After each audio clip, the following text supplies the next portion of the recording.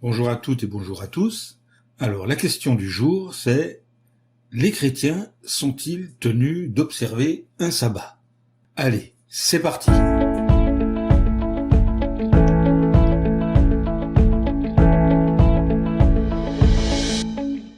Qu'est-ce que le sabbat?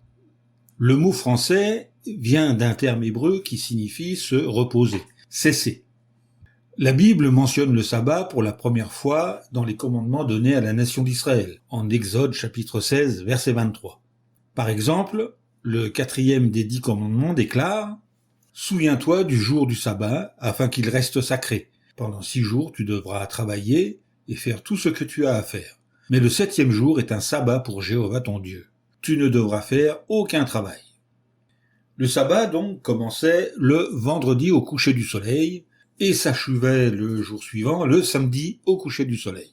Pendant toute cette période, les Israélites ne pouvaient pas quitter l'endroit où ils se trouvaient, allumer un feu, ramasser du bois ou porter une charge. La loi sur le sabbat était très stricte. Violer la loi sur le sabbat était puni de mort. D'autres jours du calendrier juif, ainsi que la 7e et la 50e année, étaient également considérés comme des jours de repos, des sabbats. Pendant les années sabbatiques, les champs ne devaient pas être cultivés et on ne pouvait pas obliger un Israélite à rembourser ses dettes. Alors pourquoi la loi sur le sabbat ne s'applique-t-elle pas aux chrétiens? La loi sur le sabbat ne s'appliquait qu'au peuple respectant l'ensemble de la loi donnée par l'intermédiaire de Moïse. Dieu n'a jamais exigé des autres peuples qu'ils observent un repos sabbatique. De plus, même les Juifs ont été libérés de la loi de Moïse, y compris des 10 commandements, grâce au sacrifice de Jésus-Christ. Au lieu d'être attachés à la loi de Moïse, les chrétiens se soumettaient à une loi supérieure, la loi de l'amour. Alors, vous l'aurez compris, les chrétiens ne sont pas tenus d'observer un sabbat hebdomadaire. Les chrétiens obéissent à la loi du Christ, dans laquelle l'observance du sabbat ne figure pas. Selon Galates chapitre 6 verset 2, Colossiens chapitre 2 versets 16 et 17. Alors, ce que certains pensent du sabbat. Alors, il y a beaucoup d'idées reçues sur le sabbat. Certains croient que Dieu a instauré le sabbat quand il s'est reposé le 7e jour. En réalité, la Bible dit « Dieu bénit le 7e jour et en fit un jour saint, parce que ce jour-là, il se reposa de toute son activité, de tout ce qu'il avait créé. » Selon la Genèse chapitre 2 verset 3, version second 21. Ce verset n'est pas une loi donnée à l'homme, mais une déclaration qui se rapporte à ce que Dieu a fait le 7e jour de création. La Bible ne mentionne personne qui a observé un repos sabbatique avant l'époque de Moïse. Une autre idée reçue veut que les Israélites observaient déjà le sabbat avant de recevoir la loi de Moïse. En réalité, Moïse a dit aux Israélites « Jéhovah, notre Dieu, a conclu une alliance avec nous en Horeb. » L'Horeb est une région autour du mont Sinaï. Cette alliance comprenait la loi du sabbat, selon Deutéronome chapitre 5, verset 2 et verset 12. La conception qu'avaient les Israélites du sabbat montre que c'était quelque chose de nouveau pour eux. S'ils observaient le sabbat avant, pourquoi a-t-il fallu leur dire de ne pas ramasser la manne le 7e jour? Et pourquoi n'ont-ils pas su comment gérer le premier cas de transgression du sabbat? Tous ces textes, vous les trouverez dans Deutéronome chapitre 5 verset 15, Exode chapitre 16 verset 25 à 30, ou encore Nombre chapitre 15 verset 32 à 36. Voilà encore une idée reçue. Le sabbat est une alliance perpétuelle, permanente, et on doit toujours s'y soumettre. En réalité, certaines traductions de la Bible parlent du sabbat comme d'une alliance perpétuelle. En Exode, chapitre 31, verset 16, selon la Bible Louis II.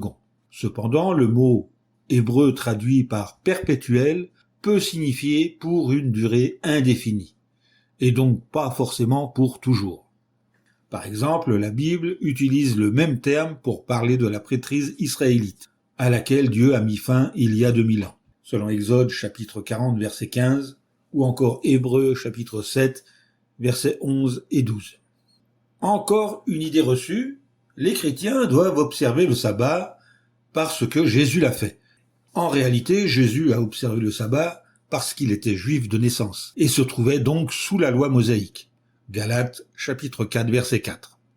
Après sa mort, cette alliance de la loi, y compris le sabbat, a été supprimée, selon Colossiens chapitre 2 versets 13 et 14. Continuons à examiner les idées reçues. L'apôtre Paul a observé le sabbat après sa conversion au christianisme. En réalité, Paul est entré dans les synagogues le jour du sabbat, mais pas pour participer à cette cérémonie avec les Juifs.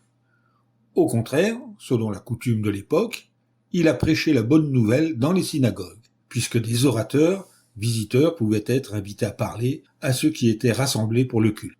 Paul a prêché chaque jour, pas seulement le jour du sabbat, selon Actes chapitre 17, verset 17.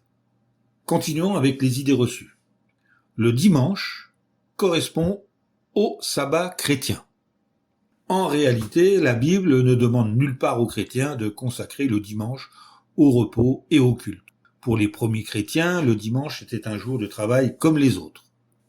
L'encyclopédie standard internationale de la Bible explique « Il a fallu attendre le IVe siècle pour voir le dimanche commencer à être associé au sabbat. Quand Constantin, qui je le rappelle était un empereur païen, a décrété que certains travaux ne devaient pas être effectués le dimanche. Mais alors, pourquoi des passages de la Bible semblent indiquer que le dimanche était un jour particulier ?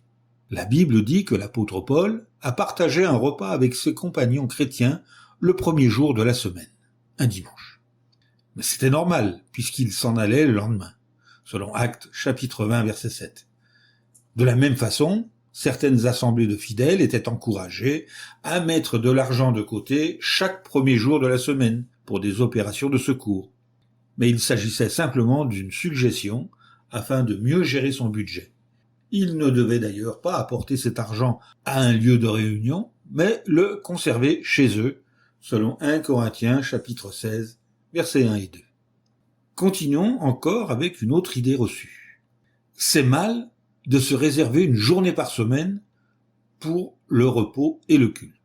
En réalité, la Bible laisse chaque chrétien libre de ce choix, selon Romains chapitre 14, verset 5. Voilà, cette allocution est terminée, et je vous dis à bientôt pour un nouveau sujet.